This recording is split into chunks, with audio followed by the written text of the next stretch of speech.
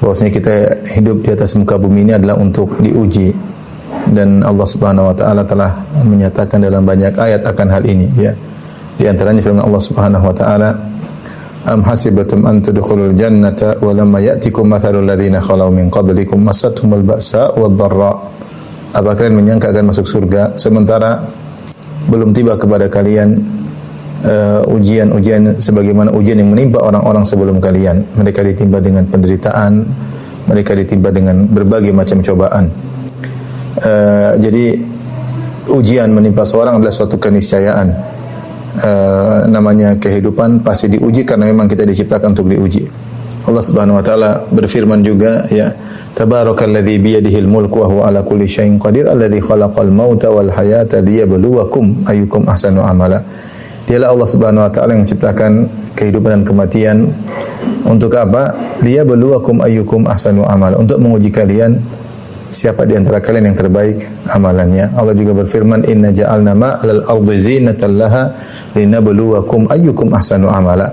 Kami jadikan perhiasan di atas muka bumi ini, ya, tidak lain adalah untuk menguji kalian siapa di antara kalian yang amalannya yang terbaik. Allah juga menciptakan alam semesta adalah untuk sebagai kelengkapan dalam menguji kita. Allah berfirman, wa huwal ladzi khalaqas samawati wal arda fi sittati ayyamin wa kana 'arsyu 'alal ma' liyabluwakum ayyukum ahsanu amala. Dialah Allah yang telah menciptakan langit dan bumi dalam waktu 6 hari, dan ketika itu arsy-Nya di atas air. Untuk apa? Liyabluwakum. Jadi Allah menciptakan langit dan bumi dalam waktu 6 hari. Liyabluwakum ayyukum ahsanu amala, untuk menguji kalian apa yang mana di antara kalian amalan yang terbaik.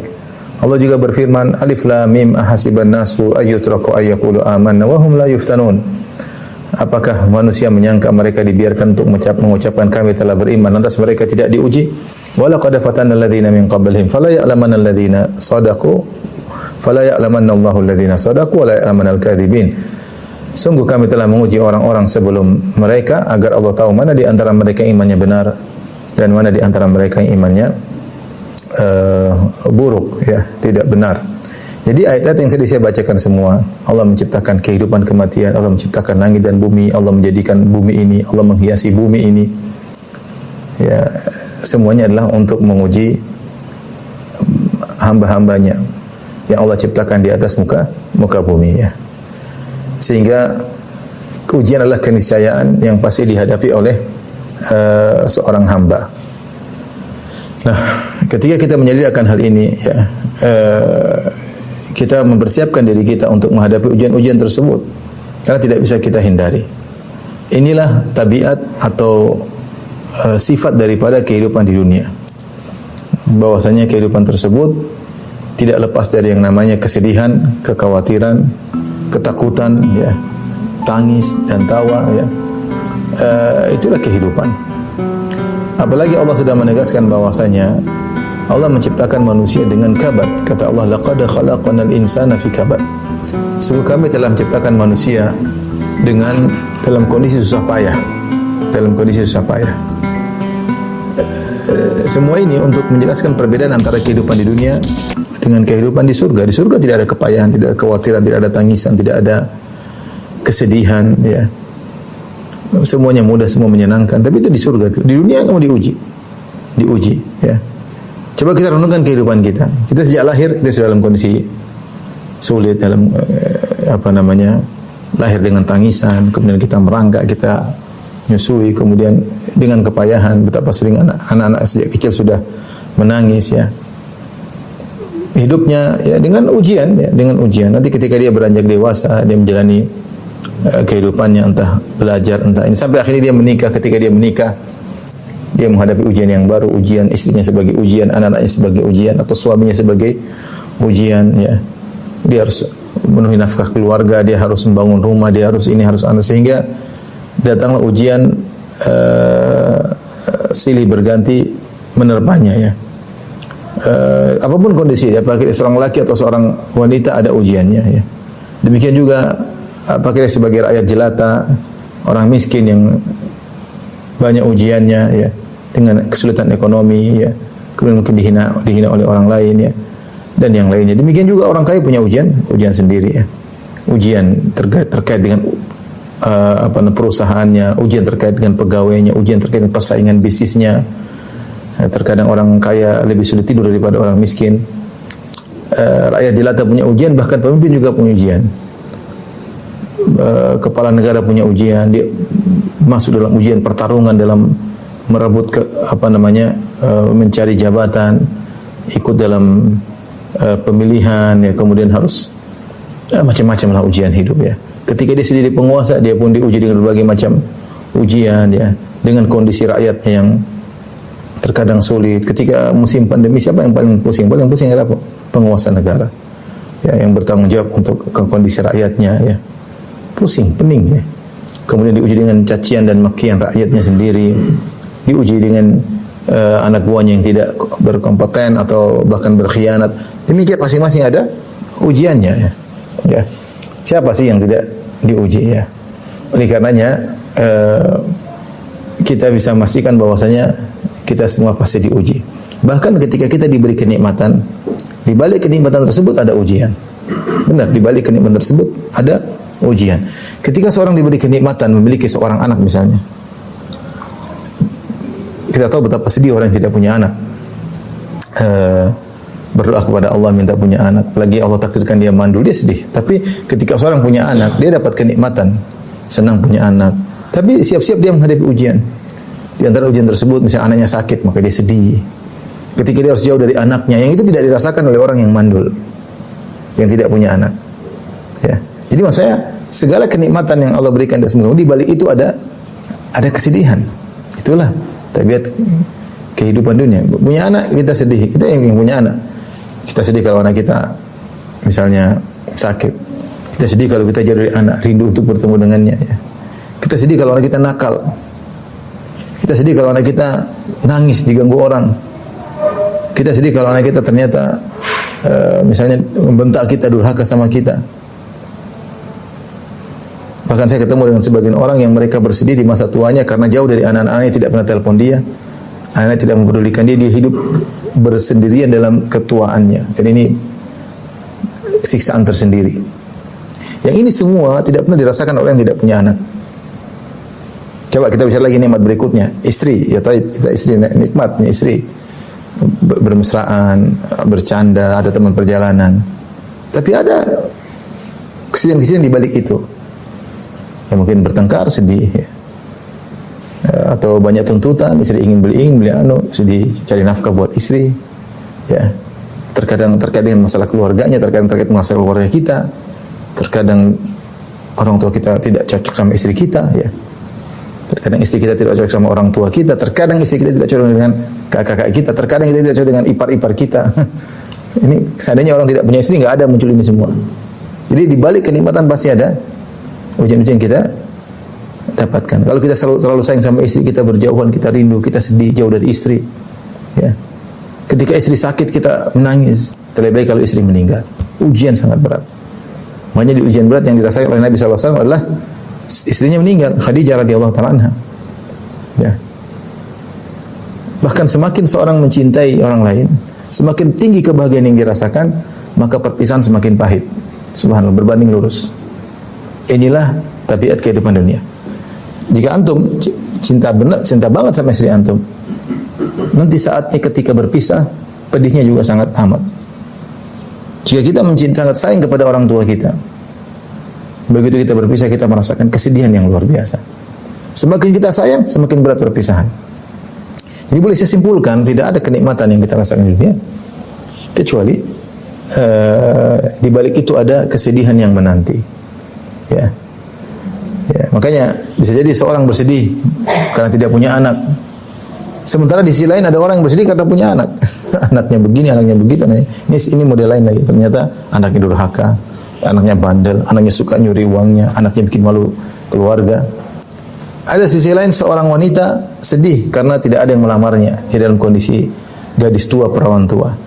Namun sisi lain ada seorang wanita setiap hari mengeluh, menangis suaminya yang kurang ajar, suaminya yang KDRT, suaminya yang berselingkuh, suaminya yang ini, suaminya yang itu, dan itu banyak kita dengar. Yang tidak punya suami bersedih, diuji, yang punya suami juga diuji. Dan demikianlah kehidupan, ya. Demikianlah kehidupan. Seorang yang miskin mungkin bersedih, dia mau beli apa-apa tidak bisa, dia pengen sedih, dia susah. Tapi apakah orang kaya tidak diuji? Diuji juga tadi. Diuji. Waktunya habis mikirin harta terus. Proyek sana, proyek sini, buka usaha ini, buka sini, subhanallah. Si miskin yang mungkin pas-pasan, ternyata dia punya waktu banyak untuk bersama istrinya. Dia punya waktu banyak untuk ketawa dengan anak-anaknya. Dia punya waktu banyak untuk menangis di masjid, minta kepada Allah. Si kaya sibuk. Perusahaan ini, perusahaan buka cabang, ini urusan dengan bank, utang piutang, urusan dengan gaji pegawai, THR. Mungkin dia tidur sedikit. Jadi itulah tabiat kehidupan. Karenanya, ikhwan dan akhwat yang rahmati Allah Subhanahu wa taala, jangan pernah mimpi bahwasanya kita hidup tanpa ujian. Presiden punya ujian tersendiri, menteri punya ujian tersendiri. Antum bisa lihatlah, polisi punya ujian tersendiri. Ya, rakyat jelata punya ujian tersendiri, ustadz punya ujian tersendiri, audiens punya ujian tersendiri, direktur punya ujian tersendiri, anak buah punya ujian tersendiri, masing-masing punya ujian tersendiri. Mustahil ada orang hidup tanpa ujian. Sampai saya kadang bercanda, saya bilang, antum kira kalau jadi orang kaya tidak pernah mencret? Antum orang miskin mencret, orang kaya juga mencret. Antum kira orang kaya enggak pernah demam? Antum orang miskin demam, orang kaya juga pernah demam. Bahkan terkadang penyakit orang kaya lebih ngeri-ngeri. Antum kira orang kaya kalau jadi raja, jadi presiden tidak pernah nangis? Mungkin nangisnya banyak, mungkin nahan nangis. Antum malah miskin nangis bebas-bebas, yang enggak ada masalah. Ya.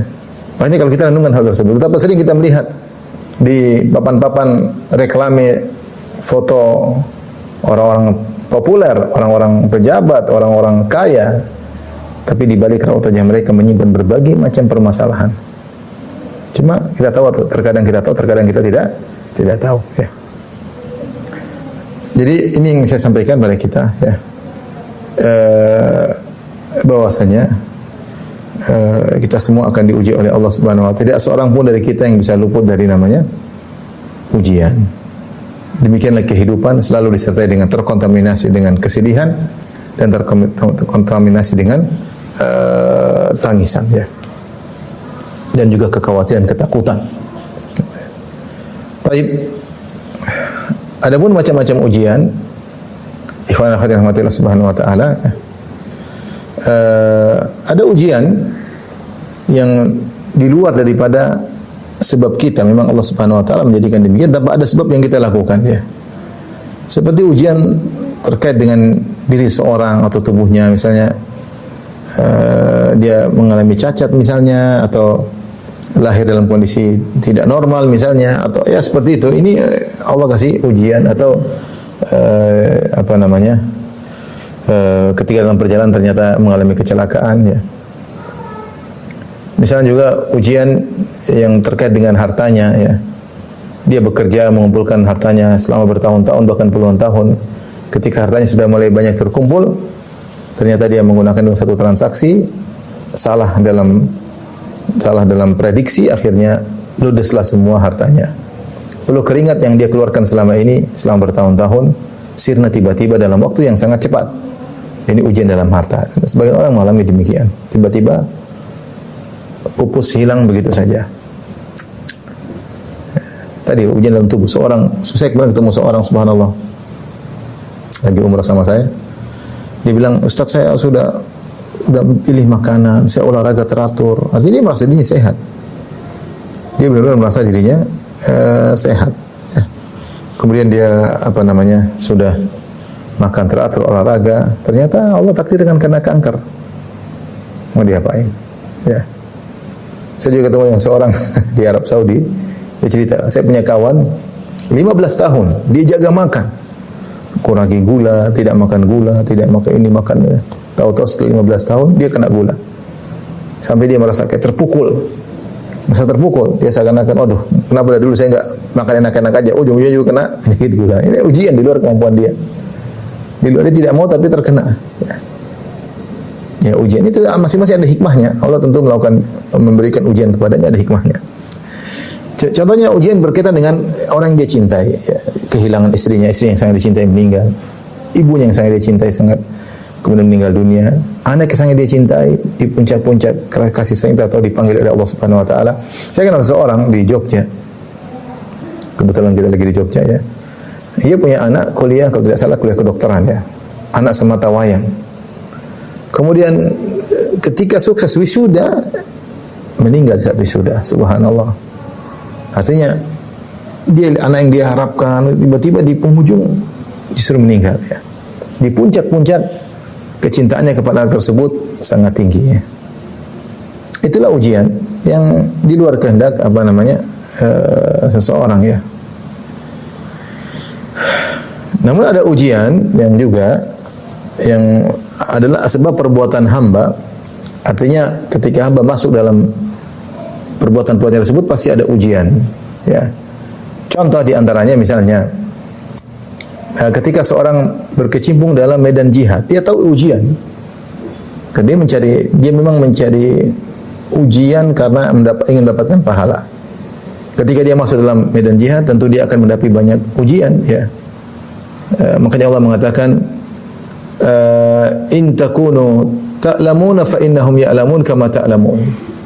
Kalau kalian merasa sakit, menderita ketika dalam peperangan, semuanya musuh-musuh kalian juga merasakan kepedihan, kesakitan ya.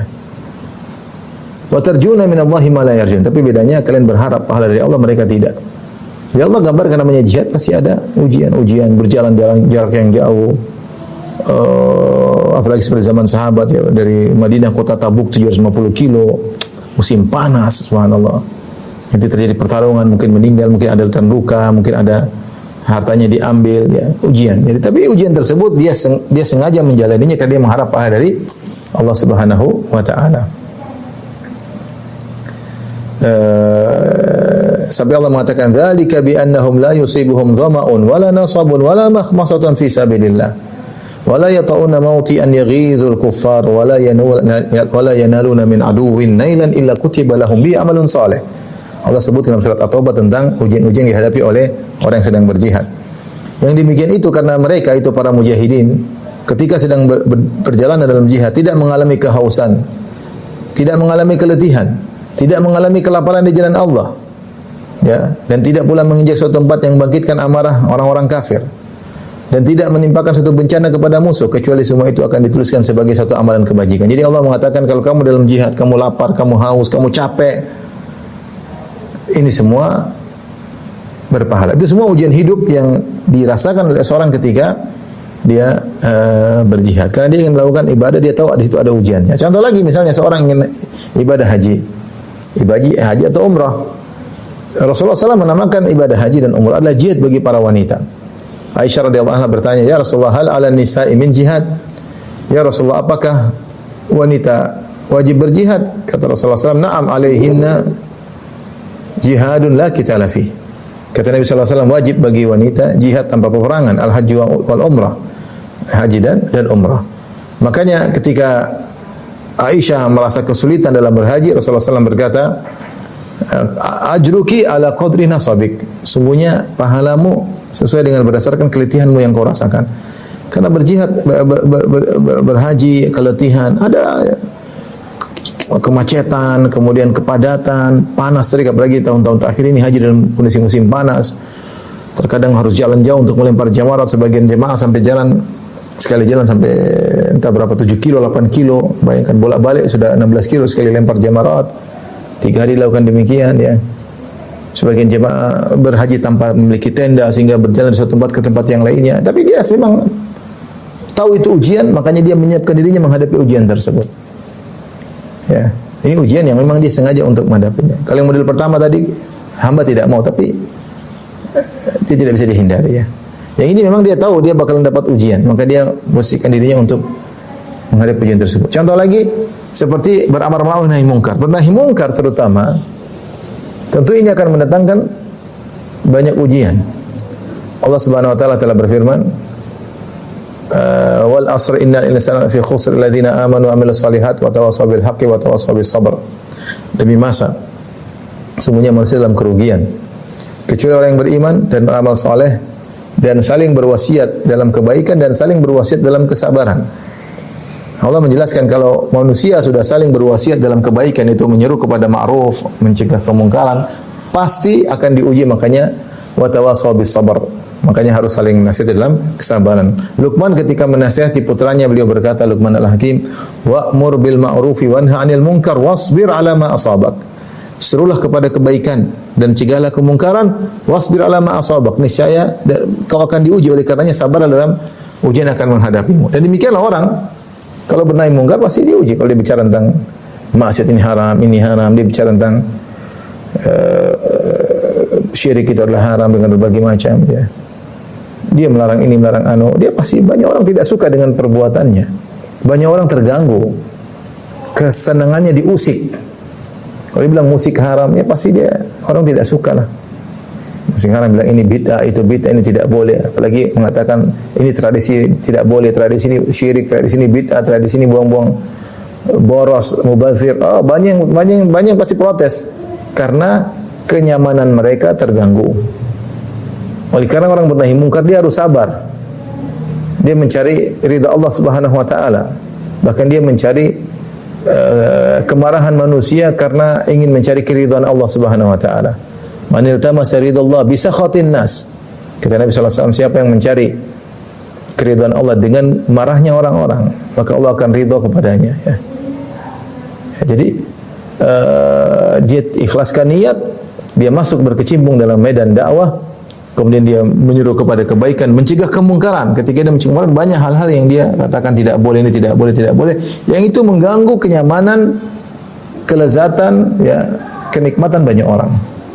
Akhirnya mulai dituduh macam-macam, di macam-macam. Tapi dia harus bersabar. Itu ujian yang menimpa dia, ya. Karena dia perbuatan yang dilakukan. Ini semua ujian-ujian yang akan muncul menimpa seorang jika dia melakukan ketaatan. Jadi melakukan ketaatan pun diuji. Dan ada ujiannya. Ya, seperti misalnya kita ingin nikah. Untuk apa? Kita cita-cita untuk menjaga pandangan, untuk punya keturunan, bertapa. Ujian dalam pernikahan tersebut banyak ujian. Ujian istri, ujian anak-anak. Ya. Sampai Allah mengatakan, ya ayyuhalladzina amanu inna min azwajikum wa auladikum aduwwan lakum fahdharuhum. Wahai orang yang beriman, sungguh di antara istri kalian, di antara anak-anak kalian ada yang jadi musuh bagi kalian, musuh menjauhkan kalian dari Allah.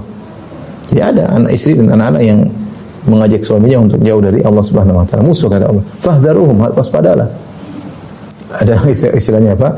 Musuh dalam selimut. Ternyata musuh kita orang terdekat kita, ya, tapi Allah suruh maafkan. Wa in ta'fu wa tasfahu taghfiru fa innallaha ghafurur rahim. Tapi maafkanlah, lapang-lapanglah dada terhadap mereka. Ya, ini contoh. Kita ingin kebaikan, tapi di depan kita ada ujian, ya.